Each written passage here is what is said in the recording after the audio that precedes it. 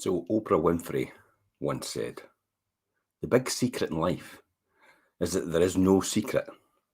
Whatever your goal is, you can get there if you're willing to work for it. Part of paying the price is the willingness to do whatever it takes to get the job done. No matter what it takes, no matter how long it takes, no matter what comes up, it's a done deal. You're responsible for the results that you intend. No excuses, just a world-class performance, an outstanding result that can be counted on. Consider this. Ernest Hemingway wrote A Farewell to Arms 39 times. This dedication to excellence would later lead him to win the Pulitzer Prize and Nobel Prizes for literature. Scott Peck received only $7,500 advance for The Road Less Travelled. However, he was willing to pay the price to fulfill his dream. During the first years after it was published, he participated in 1,000 radio interviews to advertise and promote his book.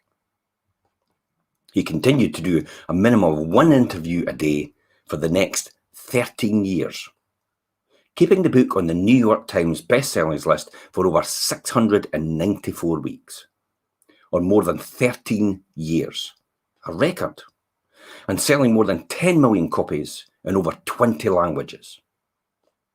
Michael Crichton created the Emmy Award-winning television series ER.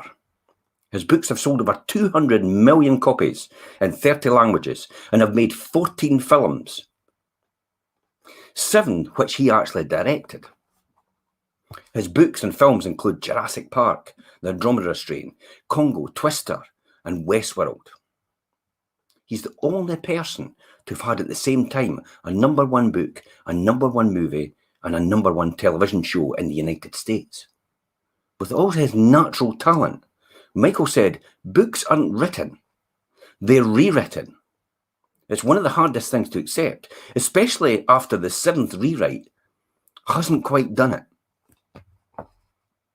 Stephen King once said, "Talent is cheaper than table salt." What separates the talented from individual as a successful one is a lot of hard work. It's all really about building momentum. When a NASA rocket takes off, when you think about it, from Cape Canaveral, it uses up a large amount of its fuel to overcome the gravitational pull from the Earth. Once it's achieved that, it can virtually coast through the space for the rest of its journey. Likewise, an amateur athlete often puts in a full day's training with Spartan self-discipline for years. After winning a gold medal or a world championship, offers the endorsements, spokespersons, contracts, speaking engagements, retail merchandise deals, and other entrepreneurial opportunities often come pouring in, allowing them to slow down a bit and take advantage of the momentum they created earlier in their career.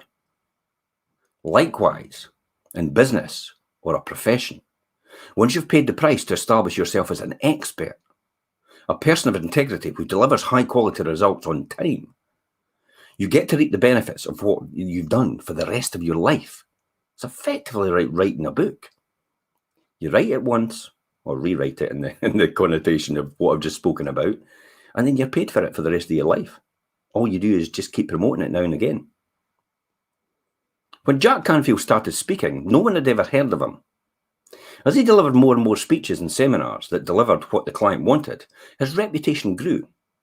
He had a file full of glowing testimonial letters and a track record of credibility that was built up over many years of giving free and low-fee talks until he honed his craft.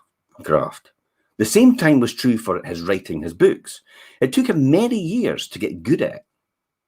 If you're involved in network marketing, you have to put in countless hours in the beginning, not getting paid for what you're worth. You may work for months with no real income, but eventually the multiplier effect, you're growing downline, takes effect, and eventually you're making more money than ever imagined possible. How do you think I did it? Create momentum is an important part of success process. In fact, successful people know that if you're willing to pay the price in the beginning, you can reap the benefits for the rest of your life. So going through the awkward stage is probably key here.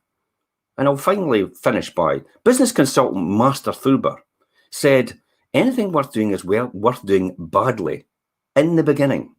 Remember, when you first learned to drive a car, ride a bicycle, or play an instrument, and play a sport, you understood in advance that it was going to be very awkward at first. You assumed that the awkwardness was just part of the journey of what was required to learn the new skill that you wanted to learn. Well, not surprisingly, this initial awkwardness applies to anything you actually undertake. So you have to be willing to go through that awkward stage in order to become proficient at what you're doing. Children give themselves permissions to do this all the time.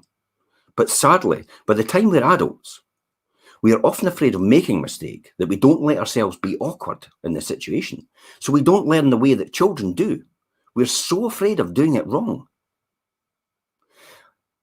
Jack didn't learn to ski until he was in his 40s. And in the beginning, he wasn't very good at it. Over time, with lessons, he actually got better. Even the first time you kiss a girl or kiss a boy, it was awkward, remember? But to gain that new skill or get better at anything you want to do, you have to be willing to keep up in the face of foolishness and feeling stupid for that period of time. We'll all go through it. I go through it as well. So find out what price you have to pay. That's the most important thing. Of course, if you don't know what the price is, you can't choose to pay it. Sometimes the first step is to investigate the steps that will be required to achieve your overall desired goal. For example, many people, perhaps you, say that they want to own their own boat, or own their own car, or own their own house. But have you ever researched how much money you have to earn to buy that? How much it costs to harbour the yacht, or buy the house, or the running costs of the house, or the running costs of the car?